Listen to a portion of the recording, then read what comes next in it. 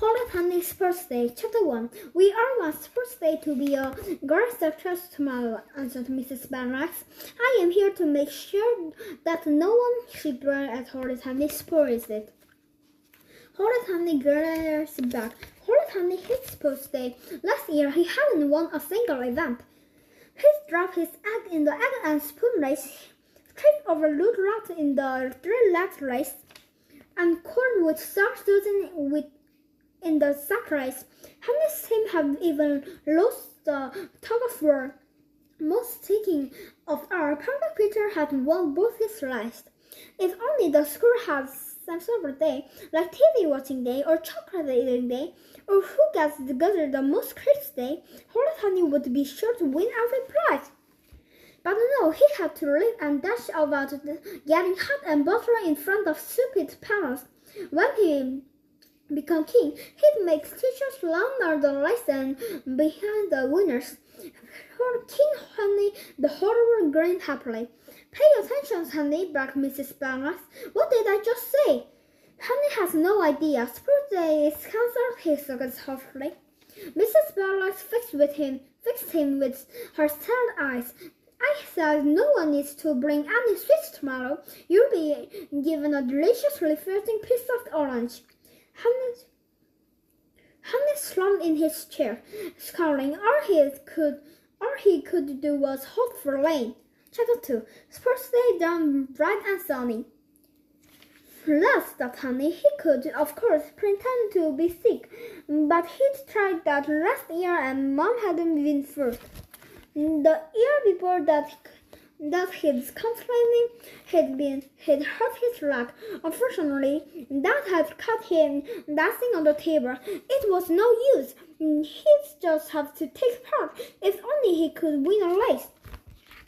Perfect Peter bounced into his bedroom. Sports day today, beamed Teacher, and I'm responsible for being the hard-boiled eggs for the egg and spoon race. Isn't it exciting? No, screeched Honey, get out of here. But I only began, Peter. Honey slapped on him, lowering. He was a cowboy learning a long-way straight. Oh, squealed Peter. Stop being horrid, Honey, shouted Dad. Or no pocket money this week. Honey let Peter go. It was so unfair, he murmured, picking up his clothes from the floor and putting them on. Why did he never win? Chapter 3. Honey reached under his bed and filled his pockets from the secret sweets he kept there.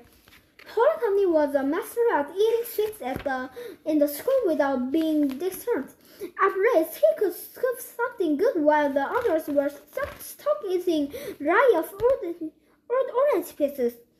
Then he stepped downstairs. Perfect Peter was busy packing hard-boiled eggs into a cartoon. Holy Honey sat down scowling and gathered his breakfast. Good luck, boy, said Mom. I'll be there to cheer for you. Humph, growled Honey. Thanks, Mom, said Peter. I expect I win my egg and spoon race again, but of course it doesn't matter if I don't. It's how to play that counts. Shut up, Peter, stormed Honey. Egg and spoon. If Honey heard that disgusting parent once more, he would start frothing in mouth. Mom, Honey told me to shut up, wailed Peter, and he attacked me this morning.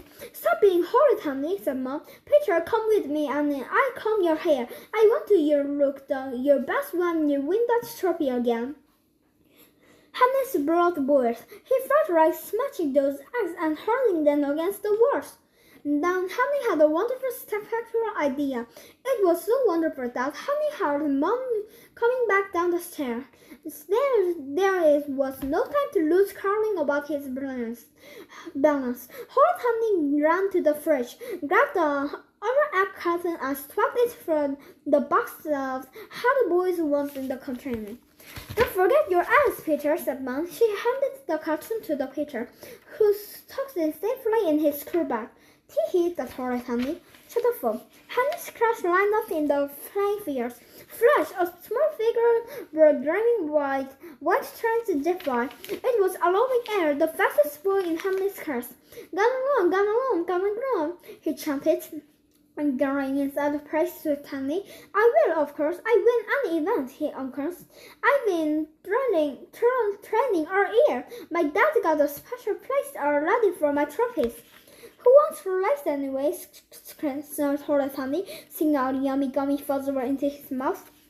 Now, tis for the three-legged race, barked Mrs. Barlock into her microphone. This is the race showing how to wear you cooperate and use teamwork with your partner. Love will race with William. Josh will race with Claire. Honey, she glared at her wrist. You will be race with Margaret. No, said Horace Honey. No, screamed moody Margaret. Yes, said Mrs. Barlock, but I want to be with Susan, said Margaret. No fussing, said Mrs. Barlock. Bart, where is your partner? I don't know, said Biffy Bert. Honey and Margaret stood as far apart as possible while their three legs were tied together. You better do I say, Honey, hissed Margaret. I decide how we race. I will, you mean, hissed Honey. Let it steady go, Mrs. Barlock blew her whistles. They were off. Chapter 5. Honey moves to the left. Margaret Wood moves to the right. This way, Honey, shouted Margaret. He tried to drag him. No, this way, shouted Honey. He tried to drag her. They lunged wildly left and right, then toppled over. Crashed out of air and later Linda tripped over the screaming Honey and Margaret. Smashed, Rudolph and Weepy William fell over Ellen and Linda. Bombs. Dizzy Dave and Biffy both controlled with Rudolph and William. Wow, Weepy William. It's all your fault, Margaret, shouted Honey, pulling her hair. No, yours, shouted Margaret, pulling his harder. Mrs. Barlock blew her whistles furiously. Stop, she ordered. My Honey, Margaret! What an instructor to send the younger ones any more nonsense like that, and you'll be severely punished. Everyone got ready for the egg and spoon race. This was it, the moment Honey had been waiting for. The children ran in their teams. Moody Margaret, Sarah Susan, and anxious Andrea were going first in Honey's class. Honey glanced at Peter. Yes, there he was, smiling proudly, next to Gooey Gordon. Spoons down and Tidy Tad, the eggs lay on their spoons. Horace Honey helped this bluff. Let it steady go, shouted Mrs. Barlock. They were off. Chapter 6. Go, Peter, go, shouted her mom. Peter walked faster and faster and faster. He was in the lead. He was pulling away from the field. Now, wobble, sprat. Oh, yelled Peter. Moody Margaret's egg wobble, sprat. Then Susan, sprat. Then everybody, sprat. I got on egg my shoes, wearing Margaret. I've lost my new dress, shrieked Susan. I've got egg all over mine, squeaked Tidy Tad. Help, squeaked Papa Peter, and draped his trousers. Parents swung forward, screaming and waving, handkerchief and towels. Lou laughed and Horace Honey shook with laughter. Mrs. Barlock blew her whistles. Who brought the eggs? Asked Mrs. Barlock. Her voice was like ice. I did, said Papa Peter, but I brought hard-boiled eggs. Oh, shouted Mrs. Barlock. Out of the game. Boss, gasped Papa Peter. No, boss, she cried. Go straight to the house. Papa Peter burst into tears and crept away. Horace Honey could suddenly contain himself. This was the best first day he'd ever been to.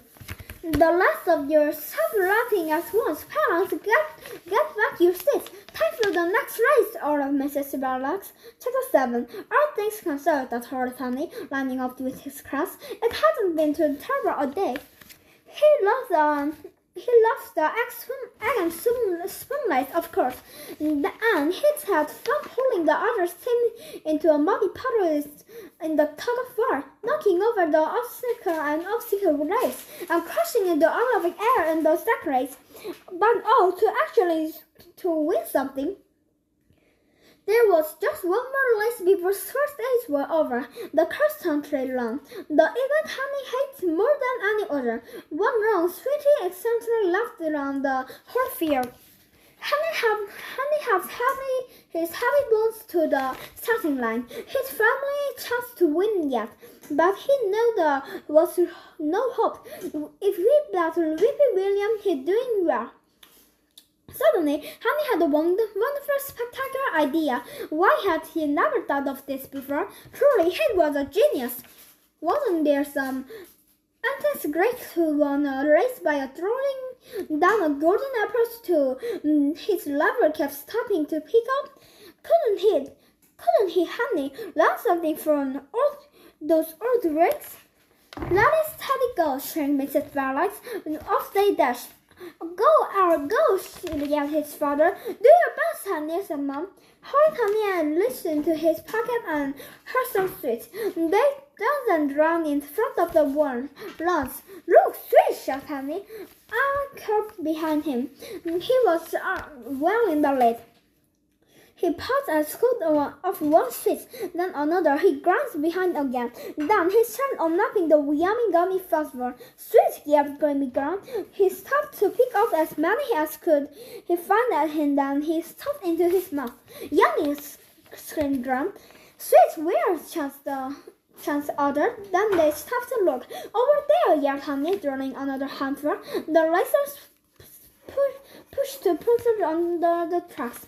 While the others munched and crunched, Honey made a fainting dash to the left. He was out of front. Honey's leg moved as they had never moved before, pounding down to the field.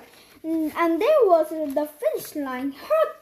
Honey glanced back. Oh no, Oliver Arrow was catching up. Honey felt his pocket. He had one giant dog stumper left. He looked round, panting. Go home and take a nap, Honey, shouted Alice, taking out his tongue and lace pads. Honey threw down his dog stumper in front of Al. Oliver Arrow was hesitant. Then skipped to the hat and picked it up. He could beat Honey any days too. So why not show off it? Suddenly, Honey sprinted past. Al dashed after him, harder and harder, faster and faster. Honey ran. He was a bird. He could have flown. He flashed across the finishing line. The winner is Honey, screamed Mrs. Barlax. I did love, screamed Al. Hooray, said Honey. Now what a great day, thought Honey, proudly carrying on his trophy.